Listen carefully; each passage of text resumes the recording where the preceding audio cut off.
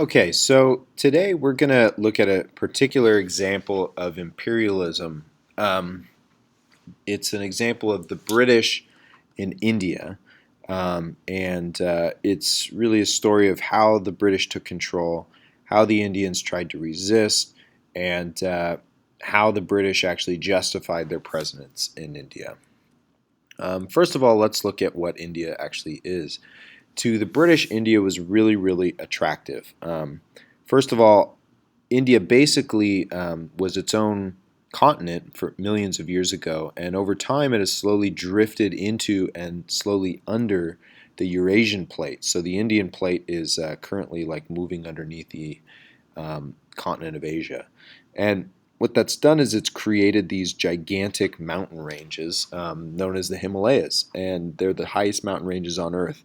And so you've got a combination of really unique flora and fauna, or a species unique to India, um, and lots of natural barriers around India, and lots of really big rivers and fertile soil fed by those rivers. So India is in many ways just this like the perfect colony for the British. Um, it's got a huge array of diverse landscapes, lots and lots of unique things that the British would want, things like spices and tea and whatnot. And again, a lot of this comes from just the fact that India itself is a unique subcontinent. Um, India is also it's a civilization with a very long and storied history. India has some of the earliest, if not maybe the earliest, agricultural civilization in the world. And as you know, throughout this Indian history, it's developed so many important accomplishments and unique features to the human community, things like Buddhism and Hinduism. One of the first literary epics, the story of the Ramayana. Um, the language that we use today is, in many ways, it's a Semitic language that Hindi and many of the other languages in India follow. The ancient Indian civilizations came up with lots of really important mathematical concepts like zero, astrology.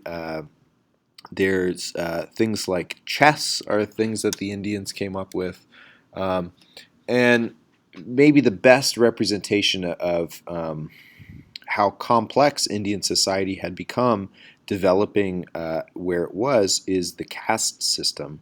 Um, it's a rigid social stratification system in which people born into a particular caste, which you could think of as like a class, they are in that caste for their life. And the only way to escape is when they die. If they've been good, they will be reincarnated into another caste.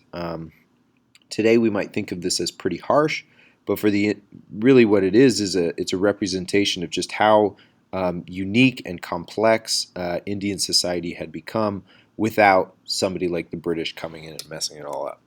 So what we're going to take a look at now is the map again. The British called India the jewel of their empire, or the jewel of the crown. They did this before the Industrial Revolution and after the Industrial Revolution. As the British Empire expanded, starting in the 15th century and moving all the way into the 20th century, India became a more and more important colony, not only from all the wonderful resources it had, but from its location. So, for instance, the raw materials that India had, um, pre-industrial materials, things like precious stones, rubies and sapphires, spices, tea, salt. These are all things that British, especially the British middle and upper class, really loved. But things like tea that permeated into even the lower classes of Britain. So the things that you got from India were in many ways things that fueled British society. Um, so it was important to maintain. Even after the Industrial Revolution, Indian cotton and indigo, these were things that were used to make British products. Other things like opium became drugs that were abused and used in Britain, and opium has a very unique story in Chinese history as well, which we'll discuss another time. But In addition, India has lots and lots of people. Today, it's the second most populous country on Earth, and it's projected that it will be the most populous country on Earth by about the mid 21st century. So that means lots of cheap labor, lots of military that can work for the British, lots of consumers. Also, we saw that it's got a really complex social stratification system. In addition to lots of people, it has lots of wealthy people, and so that's people who will buy British products. And it's also got excellent geography. It's got natural barriers to the west, east, and north, and it's got lots of coastline, especially for the British Navy. That's a really attractive feature. It's also right between Africa and East Asia, so it's this like perfect middle ground and defensible colony. But something to keep in mind is that the British culture was very, very different from many of the cultures within India. India, in many ways, in some ways, has like an opposite culture to much of the British ideas. In some ways, that's why Indian culture is such an attractive culture for a lot of people from Western Europe or the United States. A lot of hippie culture derives from Indian culture. So some things like, for instance, Hinduism, which is the most common religion in India, preaches things like non-attachment to material goods. Um, the caste system is a rigorous system in which you can't really get in or out. And so things like free trade and liberty are not really concepts that the Indian people, especially the Hindu people at the time, were familiar with or even receptive to. It was certainly not Christian. There are many gods there. And other religions like Buddhism preach that desire is the root of all suffering. So that does not seem like it's going to work well with capitalism. So we can see conflicts that could possibly arise between the British and the Indians meeting. But let's take a look at how the British actually increased their power in India. So right after the Age of Exploration, when people like Vasco da Gama sailed around the world, um, you had the first European trading colonies in India. But over time, the British slowly kind of outcompeted the other colonies. You had the British who were beginning to realize the potential and the power of India and focused all of their attention on it. The British founded a company known as the British East India Company, which would become pretty much the ruler of India for about 100 years. Um, its original purpose was to deal with spices in Indonesia, but the company was controlled by shareholders. Basically, you put up a little bit of money to the company, and you got a share in the profits from the profits that the company made. And so shareholders and company board members decided that actually India was a lot better investment than Indonesia. And so the company began to focus its power on India. And over time, the British government realizes the power and as part of the mercantilist system, began to finance and protect the British East India Company. Um, and over time, the British started to beat out these other colonies because they were focusing so much attention on India. And the British and the Dutch East India Company actually employed sepoys, or what these were was basically Indian soldiers in the employ of the British government. The incentive for the sepoys was they got a high salary and they got to live a European lifestyle. Um, so in many ways, the Dutch East India or the British East India Company became, in some ways, like this militarized company that began to rule India. This started with 1757, the Battle of Plassey, when the British kicked out the French, who were kind of the other most powerful European entity in India at that time. And then the British East India Company was pretty much in control. And they slowly started to expand their control over the next 100 years. The British government had some say in what the British East India Company did because they started to realize how powerful and how much money the company was making. But for the most part, they were happy to let the company rule India, and they just kind of worked through it. But at the same time, Indian resentment was growing, especially among the middle class of Indians and the workers. The British promoted free trade, and the Dutch East India Company contracted with lots of smaller European and some Indian companies. But the British and most of the European companies outcompeted any Indian small businesses because they had better technology, they were better financed from banks in Europe, um, and they had better communication, they had railroads, they had, in many ways, the British were at so many advantages over the Indian people. And so a lot of Indian local businesses were beat out, and you had workers who were out of jobs. You also had farmers who were kind of at the whims of what the British wanted. If the farmers didn't produce enough that year, the British would go somewhere else, and the farmer would essentially lose all their money and lose their livelihood. So the British were economically, they were trying to resist the Indians. But you also had lots of cultural differences. The British, again, were not very sensitive to the Indian culture. And of course, many Indians just didn't like the idea of a foreign power coming in and dictating things to them. The problem is resistance is really difficult, and let's look at why. First of all, there are really four ways that you can resist imperialism, especially before the 20th century. The first is military resistance, and what that basically means is fighting back violently. But of course, we've learned that the Western European businesses and nations had much more superior military technology. So military resistance usually didn't work. Another strategy was co-option, or basically waiting, learning the culture, adopting the technology, and overthrowing the government or the business down the road. This was a long-term plan. There were no real immediate benefits to this, and in many ways, it worked for some countries. Japan is a really notable example of using co-option, but it's a long-term strategy and it doesn't help the common person in the now. Another strategy was mysticism, which was, for obvious reasons, not something that worked often, as far as we know. Basically, the idea of praying away imperial powers was not something that provided immediate solutions. And the last one was nationalism. And this is kind of the most important step, and it is essential to all the other three steps if they're going to work.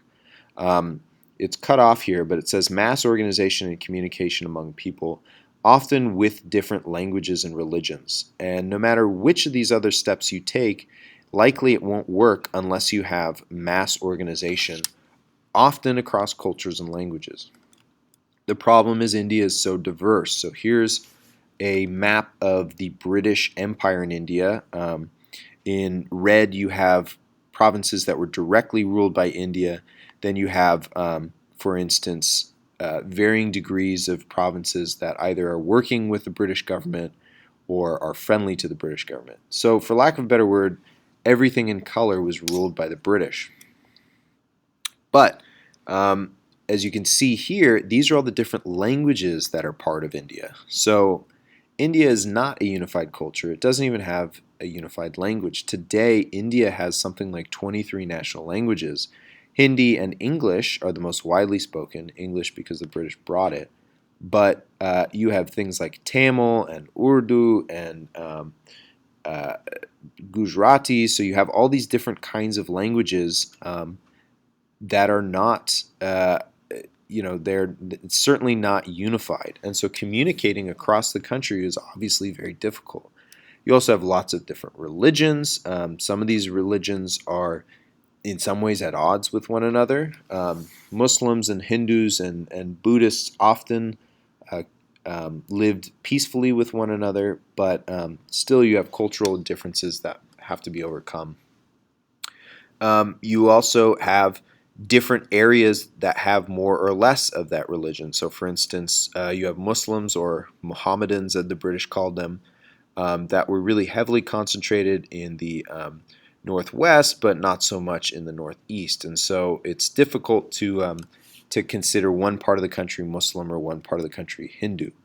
And today, just as kind of a side note, the countries that were part of British India, Pakistan, India, Nepal, Bangladesh, Bhutan, Myanmar, these are countries that their borders were set up by colonial powers. And to this day, there are lots of regional conflicts between these various areas because of their religious and language differences and cultural differences. So, in short, you have lots and lots of reasons why resisting imperialism is difficult, especially for a big country that's very diverse, like India. In some ways, countries like China or whole continents like Africa have these same difficulties. And of course, you also have less powerful technology. Western Europe had the most advanced technology by the 18th and 19th centuries for reasons we've already discussed. But in addition, you also have cultural insensitivity. For the most part, most big British organizations did not take the time to learn the Indian culture.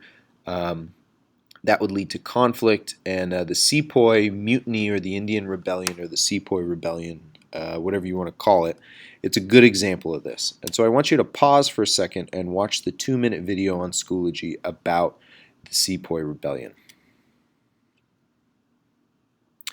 Now, as you saw with that video, cultural insensitivity is largely what led to a lot of the Indian resentment of the British, and it was in some ways it was like the fuse that lit the bomb that was already in place. In other words, Indian resentment was getting stronger and stronger towards the British, and so the Indian soldiers or sepoys eventually mutinied because of an egregious form of cultural insensitivity. The British were putting cow fat and pork fat in their guns, which are offensive to Hindu and Muslim religion, actually sacrilegious to those religions. And so it's just an example of the British really making the Indian soldiers and Indian people mad without realizing it. But of course, the Indian Rebellion in 1857 didn't work. It is known today by many Indians as like an important step towards independence, but it did not result in independence. It actually resulted in the British deciding that they needed to have direct control over India. And they said they would stay in control of India until India was, quote, civilized enough to rule itself. That included passing all laws in Britain, building modern infrastructure like railroads that still exist today in India, promoting Christianity, promoting free trade, which we saw free trade actually led to British businesses doing well, not Indian businesses doing well. In some ways, there are cultural practices that took place in India that today we might still think of as offensive. An important one is sati, which was the practice of Indian widows jumping on the funeral pyres of their dead Hindu husbands. This was not necessarily something that happened all over India. It wasn't even necessarily common, but it was a symbol that the British used to kind of point to, in addition to the Sepoy Mutiny, as just a reason or evidence why the Indians needed to be civilized. Queen Victoria, the ruler of Britain, was a strong proponent of the civilizing mission. She wanted to spread Christian values and extend them as far as she could. She thought that she was actually benefiting people by doing this. Within the British government, there were differing views. Some people like William Gladstone thought the civilizing mission was wrong, but he wanted to promote free trade. He thought he was doing this as a favor. Largely, it was not clear to people at the time that the British businesses were always going to beat the Indian businesses, at least for making things that British people would want to buy. And then you had people like Benjamin Disraeli, who actually thought the civilizing mission was good, but he didn't believe in free trade. He wanted to basically colonize India and take everything they had for British benefit. But regardless, the civilizing mission was common. It in many ways won out, and much of Western Europe and even the United States at least had some sort of idea of the civilizing mission, this idea that you had to spread Western European and American values, technology, and culture for the benefit of other peoples, whether they wanted it or not. It became so widespread that things like the white man's burden was featured on advertisements. Here's an advertisement for soap that uses the idea of the civilizing mission.